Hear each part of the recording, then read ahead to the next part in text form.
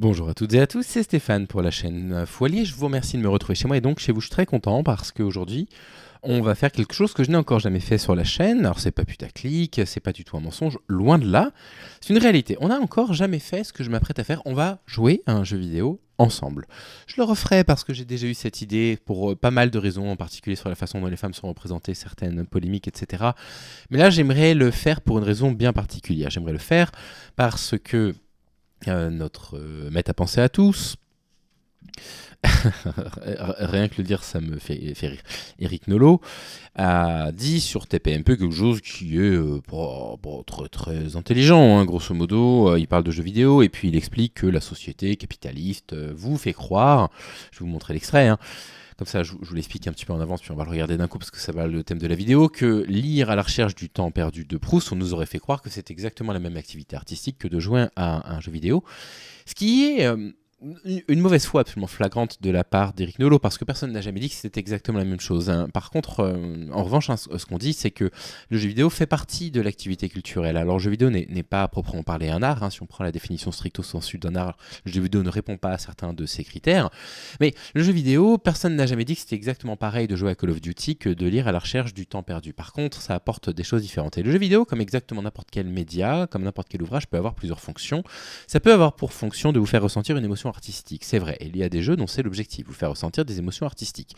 Ça peut être simplement par sa narration, comme des jeux des studios Quantic Dream, que moi je n'aime pas du tout, mais Detroit Become Human par exemple, pour vous faire raconter une histoire qui va vous toucher, mais vous pouvez ressentir une émotion artistique très différente. Vous pouvez la ressentir parce que quand vous jouez à Elden Ring, il y a des différents plans qui proposent des mises à l'échelle où vous vous sentez tellement minuscule que vous comprenez que la narration est en train de vous raconter quelque chose. Vous êtes minuscule dans un monde absolument titanesque. Et voilà, ça va être compliqué parce que vous allez ressentir de la solitude. Par la mise en scène, certains jeux vidéo peuvent vous permettre de vous faire ressentir des choses assez fortes. Mais les jeux vidéo, on peut avoir d'autres fonctions. Ça peut avoir pour fonction simplement un pur divertissement mélangé avec un petit peu de réflexion. Prenons un de mes jeux vidéo préférés, Slay the Spire, qui est un jeu vidéo de cartes, que c'est pas celui que je vais vous montrer aujourd'hui, mais je pourrais. D'ailleurs, je vais même vous montrer Slay the Spire. Je vais vous montrer un petit peu à quoi ressemble Slay the Spire pour que vous compreniez. Le jeu vidéo peut avoir une fonction de divertissement pur. Ça va être un FPS en solo, par exemple. Ça peut avoir pour fonction de titiller un petit peu votre fibre compétitive, comme, je ne sais pas, Rocket League par exemple, que j'ai beaucoup pratiqué, j'avais beaucoup aimé Rocket League, j'avais atteint un niveau moyen plus, on va dire, un niveau correct, hein, mais vraiment plutôt moyen quand même globalement. Ça peut avoir aussi pour fonction de vous faire réfléchir, mais c'est exactement comme un bouquin. C'est-à-dire que quand je vais lire un ouvrage de Virginia Woolf, qui est mon écrivaine préférée de tous les temps, je vais ressentir des émotions artistiques extrêmement puissantes, non pas par la narration, parce qu'elle est en train de me raconter, parce que la plupart du temps, Orlando peut être mis à part, la plupart du temps, ce qui est touchant dans Virginia Woolf, c'est la façon dont elle va écrire, la façon introspective dont elle écrit, qu'on retrouve un petit peu chez Nathalie Sarraute d'ailleurs aussi, pour un oui ou pour un non, une très belle pièce. Et c'est aussi la capacité qu'elle a de faire ressortir de la beauté du quotidien. Donc il peut y avoir une émotion artistique quand on lit un livre, on peut aussi avoir une émotion artistique en lisant Proust. Proust est absolument magnifique, j'ai absolument aucun doute là-dessus. Mais on peut aussi lire un livre parce que en fait ça nous détend de lire un livre et lire, je sais pas, un Stephen King simplement, pas très bon Stephen King, mais ou un Lovecraft simplement parce que c'est agréable à lire. On peut aussi lire La Maison des Feuilles parce qu'on a envie d'un puzzle un petit peu intellectuel pour se challenger. Il existe autant de différents médias, de différentes fonctions de médias qu'il existe de médias. L'art n'a pas de fonction obligatoire, l'art n'a pas l'obligation d'être quelque chose.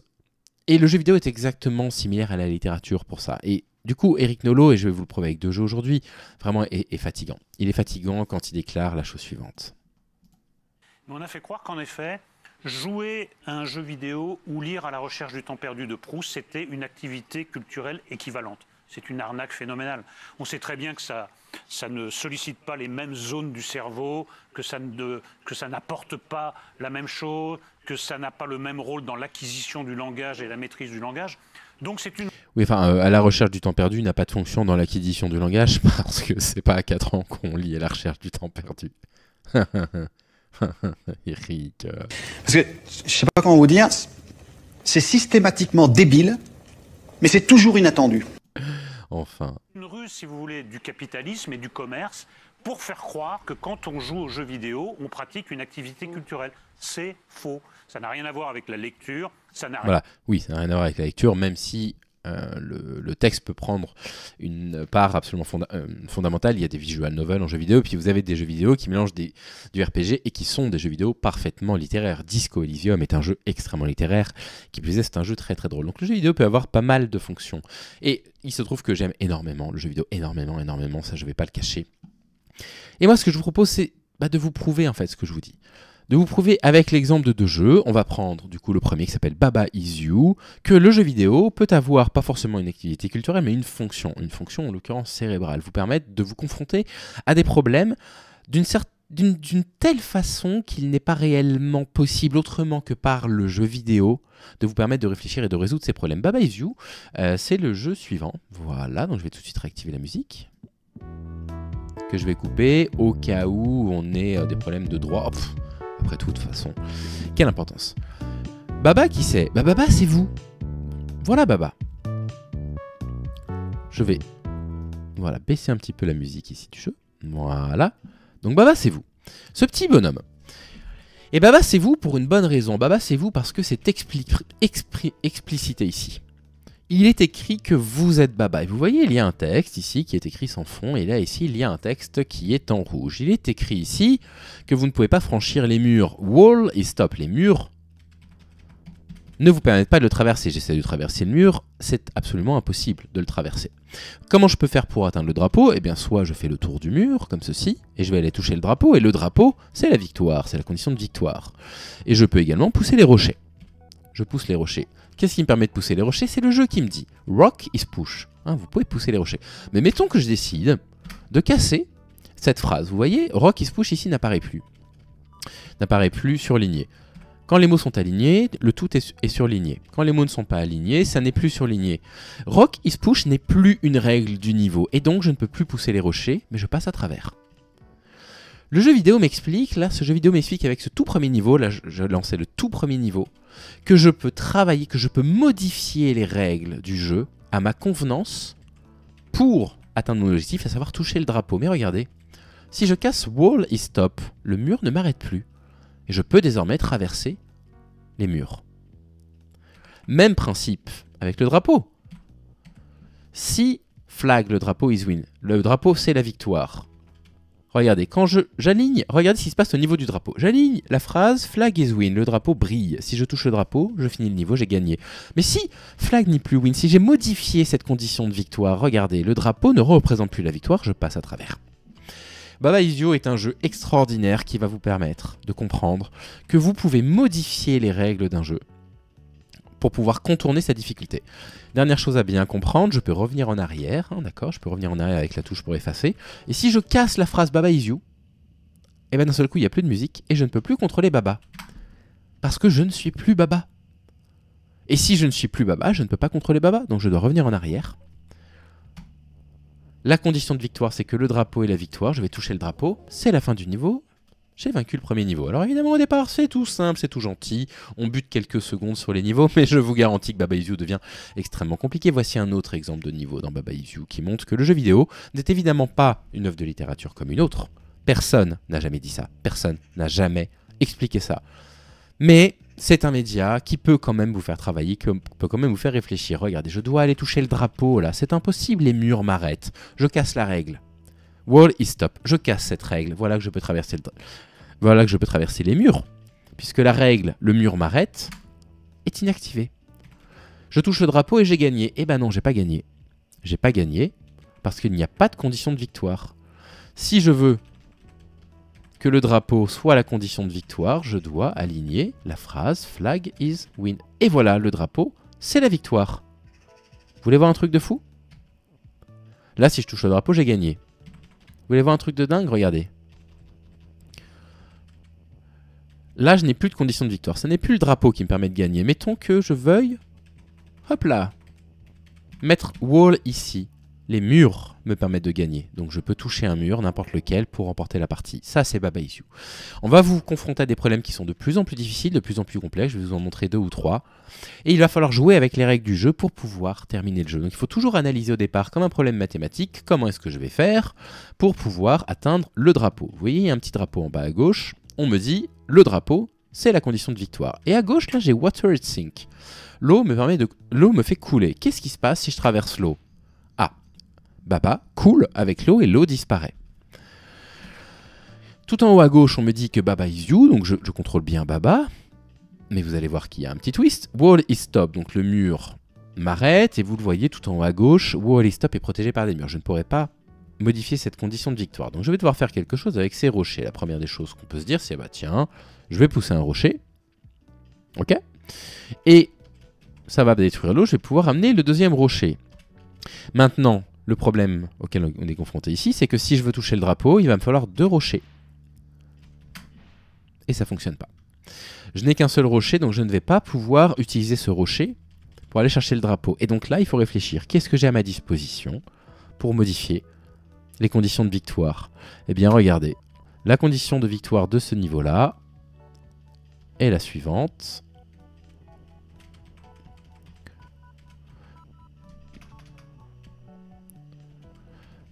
On me dit que c'est le drapeau qui me permet de gagner et que je peux pousser les rochers. Je vais simplement remplacer rocher par drapeau. Je vais y arriver. Et désormais, j'ai une nouvelle condition. Alors attendez, je vais y arriver. Je l'ai fait dans l'autre sens. Excusez-moi, ça fait très longtemps que j'ai pas joué à Baba. Regardez. Plutôt que de dire que c'est le drapeau qui me permet de remporter la partie, je vais mettre Rock is win. C'est le rocher, quand je le touche, qui me permet de remporter la partie. J'ai fini le niveau. J'ai respecté la règle que j'ai moi-même créée. Le rocher, c'est la condition de victoire. Je peux vous en montrer un autre. On va aller au niveau 6. Je ne me rappelle pas, ça fait des années que j'ai pas joué. Mais... Donc là, qu'est-ce qu'on me dit? On me dit que Skull, tout en haut à gauche, is defeat. Donc quand je touche les crânes, je meurs. Donc qu'est-ce que je peux faire? Bah, je vais essayer de franchir les murs. Donc je vais casser la règle. Wall is stop. Je casse la règle, voilà. Les murs ne m'arrêtent plus désormais. Les murs ne m'arrêtent plus. Maintenant... Qu'est-ce qu'il va falloir que je fasse? Il va falloir quand même que je franchisse ces crânes pour aller toucher le drapeau. Donc je pourrais me dire, bah, je vais changer la condition de victoire. Sauf que regardez, tout en haut à gauche, vous avez Rock is stop. Le rocher m'empêche d'aller modifier les conditions de victoire ici. Donc qu'est-ce que je vais faire? Qu'est-ce que je peux faire? Eh bien, ce que je peux faire, c'est que plutôt que de dire que j'incarne Baba, eh ben, je vais incarner les murs. Regardez. Je remplace Wall par Baba. Hop, et d'un seul coup, regardez qui je contrôle. Je contrôle tous les murs. Là, je contrôle tous les murs. Parce que wall is you, les murs c'est vous. Et comme le drapeau est la victoire, je mets un mur sur le drapeau et j'ai remporté la partie. Baba is you. Donc bien évidemment, personne ne dit que c'est de l'art à part entière. Personne ne dit que ça remplace la littérature. Personne ne dit de choses pareilles. Il fait un homme de paille, bien évidemment. Et c'est assez agaçant de se dire ça parce que le jeu vidéo, évidemment, comme n'importe quel support, peut être absolument passionnant à jouer et peut-être sans intérêt, peut n'avoir pour fonction que du divertissement, peut avoir pour fonction une émotion artistique ou de vous faire réfléchir. Mais ça peut aussi être, je sais pas, une façon de vous permettre, je vais vous montrer tout de suite. Ah oui, il faut que je modifie la capture, effectivement, je sais pourquoi. Je vais tout de suite vous montrer Slay the Spire, un de mes jeux vidéo préférés, peut-être mon jeu vidéo préféré. Voilà. Slay the Spire est un jeu de cartes. Un jeu de cartes dans lequel vous allez devoir détruire des ennemis, des adversaires. Donc on pourrait se dire, bon bah d'accord, c'est une sorte de jeu de combat, c'est pas très intéressant, c'est un jeu, encore une fois, de réflexion. Donc je sais pas où est-ce que j'en étais, on va abandonner la partie, on va jouer. Pour les personnes qui pourraient se poser des questions, oui, j'ai bien terminé Baba Is You en ascension 20 avec tous les personnages. Voilà, pour les connaisseurs. Ça consiste en quoi Baba Is You? Ça consiste à choisir un personnage, on va aller prendre le défectueux, qui est un personnage que j'aime beaucoup jouer, et d'essayer de résoudre quelques énigmes. À quoi ça ressemble ces énigmes-là? Vous avez un paquet qui est constitué de cartes aléatoires. Donc là j'ai récupéré une relique absolument catastrophique, hein, le sable, mais peu importe. Vous choisissez un petit chemin. Quand vous avez une petite tête de mort, c'est un personnage que vous allez affronter. Quand vous avez un point d'interrogation, c'est un événement aléatoire qui va arriver. Ici, vous avez des marchands. Ici, vous avez un feu de camp qui va vous permettre d'améliorer vos cartes ou de récupérer des points de vie ou de faire d'autres choses dans certaines circonstances. Là, vous avez des petits boss qui sont assez difficiles à vaincre. Et ici, vous avez le boss final du niveau. Vous avez 3 niveaux à affronter. Tout ce que vous voyez là constitue un niveau. Le principe, c'est que vous possédez un jeu de cartes en votre possession et toutes les cartes ont des pouvoirs, infliger des dégâts, prendre de l'armure pour se protéger, avoir un pouvoir, canaliser un orbe qui va permettre de faire des dégâts automatiquement ou l'activer. Là, en l'occurrence, je vais devoir affronter cet ennemi qui a 51 points de vie et qui, à chaque tour, va prendre un petit peu de force. Il faut que je le tue le plus rapidement possible. Regardez, je fais glisser les cartes, infliger 6 dégâts, ça fait des dégâts. Et puis vous allez continuer à avancer dans le jeu. Ici, il me fait 6 de dégâts, je vais me protéger. Je vais utiliser un orbe ici qui lui frappe 3 points de dégâts à la fin du tour, mais je vais l'activer. Quand j'active cet orbe, il fait 110 de dégâts en plus. Je l'active 2 fois pour lui faire des dégâts et je continue à l'affronter. Et lorsque vous allez tuer ce petit ennemi, vous allez avoir quelques récompenses, la possibilité de choisir une potion éventuellement et une nouvelle carte. Et les cartes ont toutes des pouvoirs différents. Vous voyez là, vous voyez que c'est pas les mêmes cartes. C'est pas juste je fais des dégâts, c'est pas juste je me protège. Ce sont des cartes qui peuvent vous permettre d'avoir un petit peu plus d'énergie pour jouer, de gagner un peu d'armure et de pouvoir utiliser une carte de plus au tour suivant, d'infliger des dégâts par orbe. Et pourquoi je vous montre ça? Je vous montre ça parce que c'est le genre de jeu que vous ne pouvez maîtriser que quand vous y avez joué une centaine d'heures, quand vous avez déjà vu toutes les différentes cartes qu'il y a dans vos mains, parce que les cartes vont interagir les unes avec les autres. Vous allez pouvoir créer des decks de cartes qui, individuellement, les cartes ne sont pas très intéressantes, mais quand vous les combinez les unes avec les autres, vont avoir des effets qu'il va falloir découvrir par vous-même, par sérendipité la plupart du temps, qu'on peut essayer de prévoir et qu'on va découvrir, qui nous permettent de résoudre des problèmes de plus en plus complexes, à savoir abattre des ennemis qui a priori devraient nous tuer en un coup. Ce genre de jeux, ce sont des jeux qui vont permettre de stimuler l'intellect. Vous voyez, que ce soit Baba Is You, que ce soit Slay the Spire, ce genre de jeux, ce sont des jeux qui vont développer différentes formes de réflexion, de la pensée purement mathématique dans Baba Is You. Vous avez un problème à résoudre, voilà quelles sont les règles, voilà comment on peut utiliser différentes règles, comment on peut modifier des règles pour essayer de résoudre des problèmes. Slay the Spire, ça n'est pas du tout le même type de réflexion. C'est une réflexion qui est aussi basée sur la prise de risque. Si vous utilisez telle carte, vous espérez piocher telle carte derrière, et donc vous allez avoir une sorte de rapport au jeu qui est un rapport très addictif, parce qu'à chaque fois que vous allez jouer une carte, vous allez dire j'espère que quand je vais tirer les cartes suivantes, quand vous voyez, vous avez 5 cartes que vous tirez devant vous. Si vous avez un deck de 20 cartes, vous savez jamais lesquelles vous allez tirer. Et vous allez jouer constamment avec cette façon de prendre des risques qui va beaucoup révéler sur votre caractère. Est-ce que vous aimez jouer de façon risquée, etc. Donc, Eric Nolot, personne n'a jamais dit que jouer à un jeu vidéo c'était la même chose que lire un livre. Et à titre personnel, moi qui suis un très gros lecteur, putain, si vous savez comme j'aime lire, je lis 1 ou 2 romans par semaine depuis plus de 10 ans. Hein. Je prends un plaisir inouï à la lecture. Mais il arrive parfois que je trouve des jeux vidéo qui me permettent de ressentir un plaisir supérieur à la lecture. Ça arrive. Ça arrive. Parce que le jeu va travailler quelque chose qui va me stimuler. Une réflexion intellectuelle ou une émotion artistique peut-être, ou même me faire rire, etc. Et ces discours-là de boomers mais sont absolument épuisants, de dire mais le jeu vidéo, vous ne savez pas ce que c'est que le jeu vidéo, Eric Nolot. Vous n'avez pas la moindre idée de ce que c'est que le jeu vidéo. Vous avez une conception du jeu vidéo qui est une conception de boomer, et c'est pas grave. Mais simplement évitez d'aller faire la morale aux gens, évitez de nous faire dire ce qu'on n'a jamais dit. Personne n'a jamais dit que le jeu vidéo remplaçait la lecture, personne n'a jamais dit que c'était des activités équivalentes, personne n'a jamais dit que ça faisait travailler exactement les mêmes zones dans le cerveau. Bien évidemment que lire un livre et voir son adaptation cinématographique, on va dire extrêmement fidèle, ne stimule pas la même chose. Oui, on n'est pas stupide. Lorsque on est face à de la lecture, on doit activer certaines zones cérébrales, les zones de Wernicke, de Broca, pour permettre de comprendre le langage que l'on voit, de le retranscrire. Quand on voit un film, c'est l'aire occipitale qui va travailler pour traiter l'information. Oui, ça ne fait pas travailler les mêmes zones du cerveau, c'est vrai, c'est physiquement vrai. Mais c'est pas parce que ça ne fait pas travailler les mêmes zones du cerveau que certaines zones du cerveau sont plus importantes à travailler que d'autres. Un film n'est pas inférieur à un livre parce que le film va faire travailler avant tout la zone occipitale de la vision, la lecture aussi, il faut bien voir, et pas d'autres zones. Ce qui va être intéressant en fait dans les médias qu'on va consommer, c'est pourquoi on les consomme, savoir pourquoi on les consomme. On peut consommer un média parce qu'on a simplement besoin d'un divertissement, parce qu'on a besoin de penser à autre chose. Un divertissement peut être intelligent, il peut être bête, il n'y a aucun problème à consommer un divertissement qui n'a que pour but de nous divertir. Mais un divertissement peut aussi avoir une fonction artistique pour nous faire ressentir une émotion. Vous voyez ce que je veux dire. Le jeu vidéo, c'est passionnant. Quand on se plonge dans le jeu vidéo, on se rend compte qu'il y a parfois des gros studios qui ont des idées brillantissimes et qui nous permettent de ressentir... Je veux dire, la première fois que j'ai lancé Zelda Breath of the Wild, j'ai ressenti un sentiment de liberté que j'avais rarement ressenti, une invitation au voyage qui a été aussi forte pour moi, je n'ai aucun problème à le dire, que certains voyages que j'ai pu faire.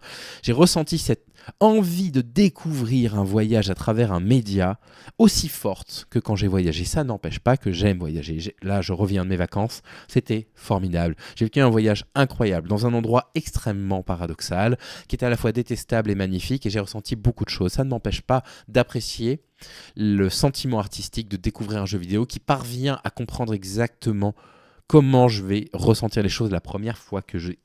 Elden Ring, j'ai toujours fait tous les jeux From Software. Quand j'ai découvert l'Entreterre d'Elden Ring, quand on quitte par ce labyrinthe et que j'ai vu ce monde et tous ces châteaux et que j'ai compris que le jeu me disait, voilà, c'est à vous. Faites-en ce que vous voulez. Allez où ça vous chante. Apprenez à découvrir les mécaniques du jeu. On va pas vous prendre par la main. On va rien vous expliquer. C'est à vous. Vous êtes libre. C'est une sensation extrêmement puissante que seul le jeu vidéo ne peut me procurer. De la même façon qu'il n'y a que Virginia Woolf pour me procurer la sensation de Virginia Woolf, qu'il n'y a que la littérature. Je vais prendre un exemple de La condition humaine que j'ai lu récemment de Malraux pour me bouleverser à ce point. Mais il y a aussi quelques films qui ont cette capacité-là. La première fois que j'ai vu An Elephant Sitting Still, qui est un film pas forcément évident à voir, d'un réalisateur qui s'appelle Hubo, je suis ressorti de ce film à la fois lessivé, à la fois déprimé, mais à la fois rempli d'une émotion très difficile à décrire, à la fois d'espoir et de me dire, mais en plus de ça, il a mis fin à ses jours à la fin de la réalisation de son film, quand il a fini de le monter, où je me dis, mais dans le désespoir, il y a des personnes qui persistent à essayer de faire ressortir un petit peu de beauté. Et ça me touche brutalement, parfois, vraiment brutalement. C'est pas non plus comme le syndrome de Stendhal, mais pas loin quand même exactement avec la peinture. Je ne l'ai pas avec la sculpture, je suis moins sensible à la sculpture. Et donc arriver en disant, il est jeune, il singe les jeux vidéo, Eric, vous êtes fatigant. Vous êtes fatigant parce que vous montrez qu'en réalité, vous orientez finalement votre recherche culturelle vers des choses qui sont, on va dire, acceptables par la bourgeoisie. Et c'est triste. Parce que vous vous coupez d'une quantité d'émotions artistiques absolument phénoménales. Et je pense que vous pourriez le regretter. Je suis content d'avoir fait cette vidéo parce que ça fait longtemps que je me suis dit que j'avais envie un petit peu de jouer un petit peu avec vous, de vous présenter des choses, de vous expliquer pourquoi je les aime et de vous expliquer pourquoi parfois ça résonne aussi avec la lutte antisexiste. Très sincèrement, ne soyez pas étonnés si vous n'avez pas fait Last of Us 2, du review bombing négatif qui vont se prendre à la sortie parce que Last of Us 2, le deuxième épisode, politiquement, est extrêmement puissant et a beaucoup de choses à dire sur la représentation des minorités. Ne soyez pas surpris que ça gêne les gens. Et les gens qui n'ont pas fait Last of Us 2 à cause de ça se privent d'une émotion artistique énormissime, à la fois dans le début du jeu avec son twist que je ne vous révélerai pas, et à la fois avec le déroulé du jeu, qui est un jeu extrêmement éprouvant pour le joueur, qui ne cesse de vous mettre devant votre responsabilité. Vous vouliez un jeu vidéo violent ? Voilà ce que c'est que la violence. Assumez maintenant. Assumez la violence. Et qui nous fait ressentir ça. Et qui nous met face à nous-mêmes, face à cette violence, à tel point qu'à certains moments, on se dit, moi je me le suis dit à un moment, on en parlera quand la série sera sortie pour ne rien spoiler, où j'en ai parlé avec mon meilleur ami Thomas, ça le fera sourire de voir que je vous en parle à vous, où j'ai posé la manette à un moment du jeu et où j'ai dit non. Non, je ne veux pas faire ce qu'on me demande de faire. Je n'y arrive plus. Ça fait 50 heures que je joue. Ça suffit. Je n'en peux plus. J'en peux plus, je suis lessivé. Il n'y a que ce genre de choses, que par ce média qu'on peut ressentir ce genre de choses. Il n'y a que par le jeu vidéo qu'on peut comprendre que le gameplay peut transmettre une émotion. Toutes les personnes qui ont joué à Brother, A Tale of Two Sons, et qui ont compris l'utilisation de la gâchette gauche à la fin du jeu savent de quoi je parle. Ce qu'on peut ressentir, le bouleversement qu'on peut ressentir en disant putain, ok. Et voilà, et avoir ce truc monté en nous en disant mais qu'est-ce que je ressens ? Je ne sais pas ce que je ressens, c'est beau, c'est triste, c'est puissant en même temps, c'est dramatique, c'est plein d'espoir. Le jeu vidéo permet ça, comme d'autres médias. Mais les jeux vidéo le permettent, certains mauvais jeux vidéo le permettent pas, comme certains mauvais bouquins le permettent pas. Voilà. Et puis parfois, il y a des romans considérés comme des chefs-d'œuvre. Steinbeck est considéré comme un chef-d'œuvre. J'ai lu sa trilogie des Dust Bowl, qui a aussi appelé la trilogie du travail. Vous savez, en un combat douteux, Des souris et des hommes et Les raisins de la colère. Je suis insensible à Steinbeck. Voilà, je suis insensible à Steinbeck. Je sais que c'est un classique, il a pris Nobel de littérature. À l'Est d'Éden ne m'a pas non plus bouleversé.